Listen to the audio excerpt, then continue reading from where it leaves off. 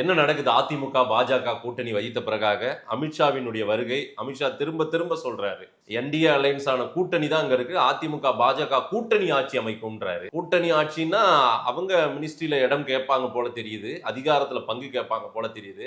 அத திரு எடப்பாடி பழனிசாமி கொடுப்பாரா இல்லையா? அதிமுக என்ன மனநிலையில் இருக்காங்க சார்? சேலம் இல்லைங்க, கன்னியாகுமரி, திருநெல்வேலி, மதுரை, கள்ளக்குறிச்சி எங்க வேணாலும் போய் கேட்டீங்கன்னா இன்னைக்கு இருக்கிற மக்களுடைய மனநிலை வேண்டும் சாமி, மீண்டும் சாமி, எங்களை காக்க வந்த எல்லை சாமி எடப்பாடி பழனிசாமி அப்படிங்கிற குரல் நாலா பக்கமும் ஒலிக்கிறதுனால இன்னைக்கு நீங்க சேலத்துக்கு வந்திருக்கிறீங்க அப்படின்னு நான் நினைக்கிறேங்க.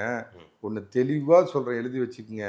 நான் ஏற்கனவே உங்க டிவியில் சொன்ன மாதிரி 7.5 இல்லாத 4.5 ஆண்டு நல்லாட்சி கொடுத்த எடப்பாடி பழனிசாமி வரணும், எங்களை மீண்டும் ஆளணும் அப்படிங்கிறது தான் ஒவ்வொரு இன்னைக்கு இருக்கிற தமிழர்களுடைய எண்ணமும்.